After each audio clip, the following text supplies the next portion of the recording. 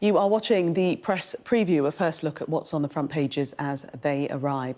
In the next half hour, we'll see what's making the headlines with Moya, Lothian-Mclean and Annabel Denham. So let's see what's on some of those front pages for you now. Well, the front of the Eye analyses the first day of the Conservative Party conference. Their headline, Tory rebellion builds against defiant PM. Tories threaten rebellion as Gove says tax plan is not Conservative, reads the front of The Guardian, as they also look at tensions within the Conservative Party. The Metro also looks at the former Cabinet Minister Michael Gove's comments. Gove and Shapps attack tin-eared Tory tax cuts, reads the front of The Times, as they also look at critiques of the Conservative Party. And the front of the Daily Telegraph looks at the Prime Minister's response with the headline, Truss delays vote on 45p tax cut after Tory revolt. Fury as Gove stokes Tory 45p tax revolt, reads the front of the Daily Mail, as they also lead with this story. And in other news, the Daily Star looks at the potential mental health benefits of burgers. Quite a different story. A reminder that by scanning the QR code you'll see on screen during the programme, you can check out the front pages of tomorrow's newspapers while you watch us. And we are joined tonight by Moya, Lothian-Mclean and Annabel Denham. Welcome to both of you. Let's take a look at the Metro first of all. Actually, all the papers we'll be covering in the first half, looking at the Conservative Party conference. But the Metro, the headline, Gove, this isn't Tory, which he's suggesting that the modes deployed to tackle the economy by the Prime Minister are simply not Conservative enough. Moya. Well, I don't think it's not Conservative enough. What Michael Gove is saying here is he's actually come out and brutally criticised Liz Truss and Kwasi Kwarteng's proposed tax plans. He says it's very, very difficult to argue for reducing welfare to pay for a tax cut for the richest. But isn't he saying it's not Conservative? Isn't that the essence of what he's saying? He's saying it's not... Yeah, but he's not saying it's not Conservative enough. He's saying it's not Conservative as in a capital C Conservative. So he's saying the use of using borrowed money to fund tax cuts is not Conservative with a capital C. And then he's saying the decision to cut the top rate of tax for the top earners in this country at a time when people are suffering is completely wrong. And he has also said he will vote against this plan. He's just one of two high-profile Tories that have come out at the start of the Tory conference in order to oppose these tax plans, with Grant Shapps, the former Transport Minister, slamming these cuts for the richest as tin-eared in the Times today. And these cuts would give £1 billion to 2,500 of Britain's richest individuals, which is about an average of £400,000 each. Meanwhile, while cutting benefits for the poorest in order to pay for them. Yes, Annabel, that's exactly what he's saying. He's criticised a number of mistakes, in fact. The plan to grow the economy by borrowing 45 billion, as we've said, the sheer risk of using borrowed money to fund tax cuts, and the decision to cut the 45p rate as the specifics. I mean, it's not altogether surprising that Michael Gove has come out against these policies. Let's not forget that back in August, when he announced his departure from frontline politics, that he accused Liz Truss of being on a holiday from reality. So this sort of intervention was perhaps to be expected. I suppose the cover of the Metro really begs the question, what is Tory? And it's quite interesting that the former cabinet minister, who was a cabinet minister for 11 years and served under 3 prime ministers, so it really says something that he didn't feel that he was able to support this one. But really, what I would say was the least Tory part of the mini budget was actually the energy price guarantee. This is going to cost possibly far north of £100 billion, depending on what happens to energy prices. So it's going to be an extraordinary intervention that will prevent market forces from working. So in some ways, it's quite surprising that he's taken an issue with the 45p additional rate of income tax being abolished, but hasn't really said anything about the energy price guarantee. Yes, and that's something that many have said if they just focused on, actually there wouldn't have been all of the fallout that we've seen over the last week. Let's move on to The Guardian, Moya, and they're suggesting that Liz Truss is struggling to win over Conservative MPs, that rebellion is in the offing, and that's the threat that she's facing as conference season starts for her. Yeah, well, in just about 3 weeks of Liz Truss taking over, she's only been able to make political decisions for 2 weeks because of the death of Queen Elizabeth. And in those 2 weeks, the pound has crashed. The Bank of England has had to intervene to bail out pensions. And the Tory party ratings among the electorate have absolutely tanked. That is the reason they ousted Boris Johnson in the first place. And now Liz Truss has managed to give Labour, in some places, a 33-point lead. So it's no surprise that there's already rebellion brewing. We heard last week that letters of no confidence may be already sending in. And now they're saying we won't vote in favour of this 45% top rate tax cut. So I think we'll get onto this in a minute. But this is now posing a problem so much that the vote will be moved potentially. Yes, that is being covered this evening. But Annabel, we read that we'll hear from the Chancellor tomorrow, but he's going to pledge to stay the course. Well, yes. I mean, I think a U-turn at this point could be potentially quite disastrous, not just for Liz Truss's premiership, but also for the country. I think that the vessel is listing, and this would put many more holes in it and lead it to sink. So I think the government is ultimately right to be staying the course. And as Liz Truss conceded this morning, it's really been an issue primarily of presentation and communication, not just with the British public, but of course, little effort went into trying to calm the markets, which themselves can be highly volatile. So this sort of reaction, some ought to have really seen it coming, and the Chancellor ought to have tried to calm them to ensure that we didn't have the near breakdown in financial stability that we saw mid-week, with the Bank of England having to step in to help pension funds by buying government bonds. So yes, I think the Liz Truss and the Chancellor have recognised that they've obviously made these pretty fundamental errors and are now trying to correct that in order that they may be able to push through some of these measures. Moya, what did you make of what's been described as the Prime Minister throwing the Chancellor under the bus, saying that he went ahead with this top rate of a tax cut, and not acknowledging that actually she would have had to give him the say-so? I think it's highly predictable that when both of them are now receiving so much flack for these terrible decisions, that people are stepping away. I think it's also important to note that Annabel is actually the Director of Communications from the Institute of Economic Affairs, which is the think tank that has been pushing these exact policies and ideas and is very closely tied to Liz Truss and Kwasi Kwarteng throughout. So it's not a surprise to me that Annabel is saying here we should stay the course, because these are the policies the IEA and other think tanks on Tufton Street have been amplifying and encouraging Tory governments to implement for years and years and years. Now they finally have been implemented. What we've seen is the markets respond as people predicted. They've crashed. They didn't like it. Maybe that's the freest market of them all. They've rejected it.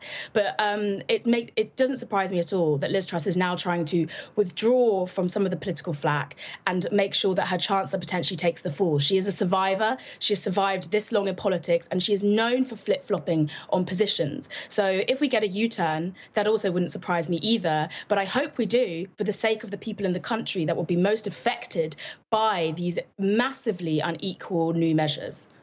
And Annabel, the Institute of Economic Affairs, the role is to kind of explain markets in solving economic and social problems.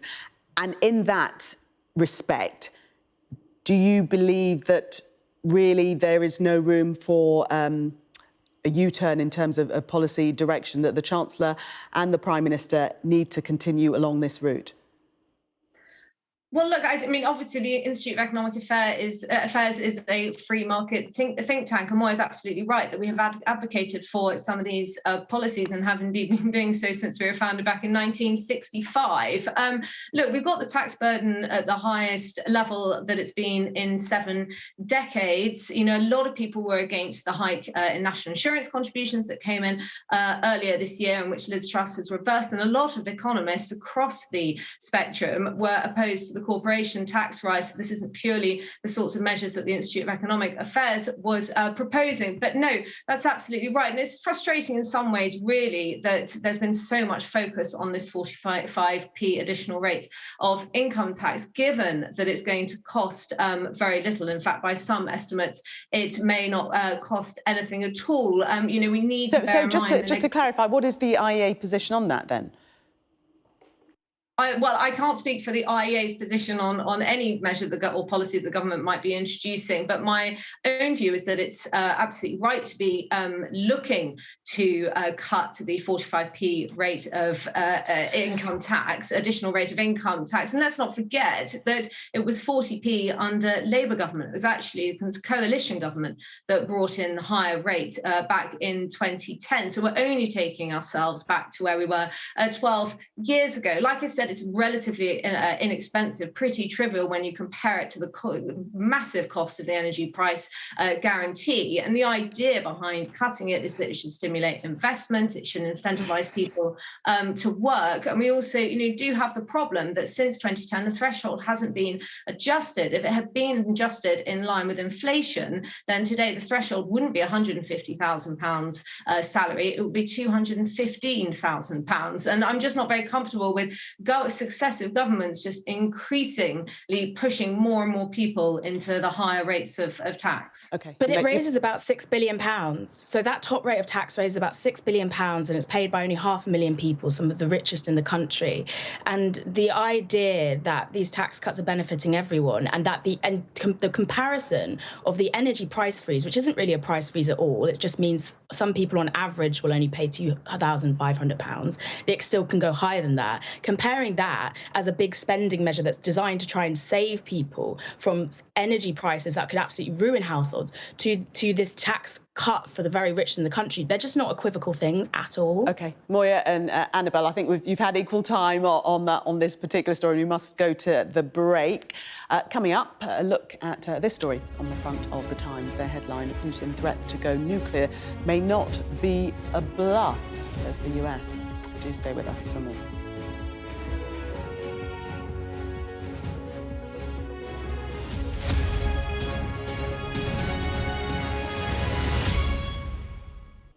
Welcome back. You are watching the press preview. Still with me, contributing editor at Novara Media, Moya Lothian-Mclean, and Director of Communications at the Institute of Economic Affairs, Annabel Denham. Welcome back to both of you. Let's have a look at this story on the front page of the Telegraph, and that is that hospitals are scrapping more than 22,000 appointments every day. The average number of daily cancellations this year is up 20% on pre-pandemic figures, when there are about 18,000 every day. So the problem getting much, much worse, Moya. Yeah, so this is the NHS backlog, which is basically, since the pandemic, the NHS has been in further crisis. It was in a poor condition going into the pandemic, and coming out of it, various political upheaval, the lack of actually resourcing the NHS. The NHS is funded, but it's not resourced, has meant that patients are suffering. And we're seeing that everywhere, from urgent care to NHS dentistry. So at the moment, 22,000 appointments being cancelled every day. Last week, the new Health Secretary, Theresa Coffey, set out her new plan for patients. But there's about 6.8 million patients currently waiting to start treatment. And it's becoming quite obvious that the papering over of the cracks is no longer working. The burnout of staff within the NHS, from healthcare staff to cleaners, is at a huge rate means that new people aren't coming in because the training isn't there. And meanwhile, patients are suffering. We're seeing deaths from cancer go up. We're seeing deaths from treatable diseases increase. So this is a problem that Liz Truss's administration will have to deal with head on. But because the economy is in such turmoil, that hasn't even really been starting to be tackled. And we're not seeing where the new money will be coming from to actually really confront this problem more than just the plan for patients that has already been announced. Yes, and more than the figures is the story of real people. Kathleen Lipinski is mentioned here, 65, from Welwyn Garden City, broke down in tears after her cancer scan was cancelled for the second time this summer. The retired social worker whose skin cancer underwent 2 weeks of radiotherapy and needed a positive emission tomography scan to determine if the treatment had worked. So that the real story of how people are affected, the actual real lives of people. For time, we're going to move on to the Times, Annabel, and this story that Putin's threat to use nuclear weapons may not be a threat, it may not be a bluff. That's coming from the United States, a real concern. Yes, it is, absolutely.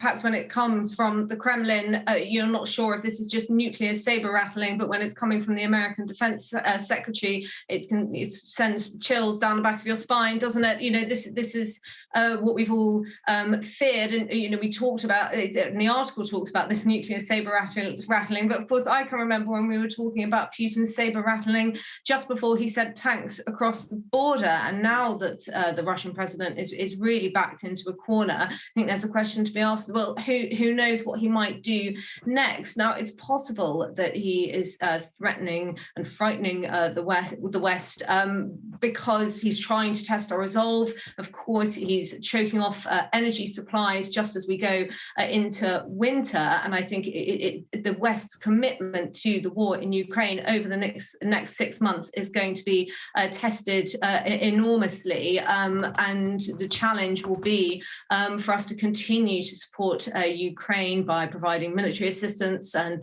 imposing those sanctions on Russia. But it remains to be seen what will happen over the next few months. But this is, of course, a very alarming headline to be reading. Indeed. Moya, we've only got about 30 seconds, but it is very sobering coming from the United States, isn't it?